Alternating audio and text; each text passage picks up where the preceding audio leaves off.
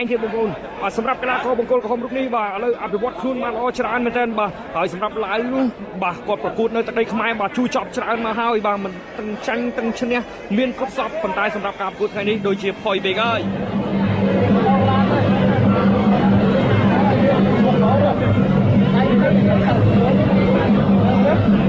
ហើយឡាយនេះធ្លាប់ប្រកួតនៅទឹកដីខ្មែរច្រើនមកហើយ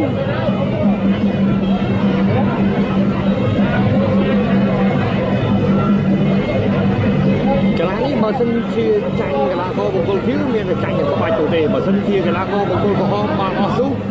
វីបសម្រាប់ខៀវហើយប៉ុន្តែបើសិនជាខៀវទុកក្រហមមិន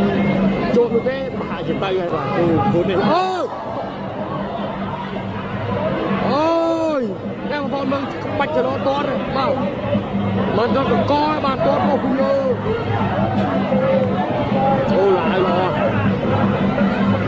បើតាមខ្ញុំដឹងខ្លះប្រវត្តិមកកីឡាករឡាយនេះដូចជាគ្រូបាទ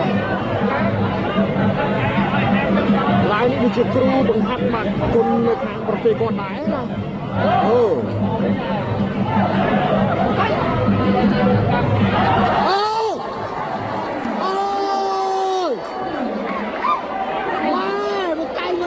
មិនថែណា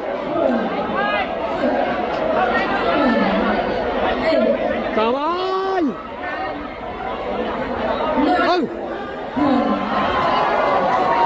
បាក់ដៃឲ្យឡើងក៏មិនឡើងដែរដៃនេះគុណណាស់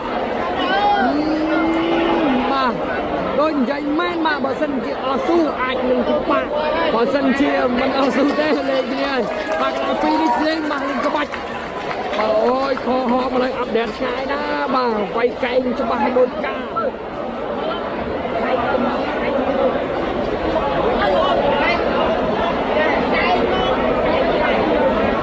ចេះកែងនេះណាបាទចេះកែងនៅឡាយស្លប់ស្ដឹង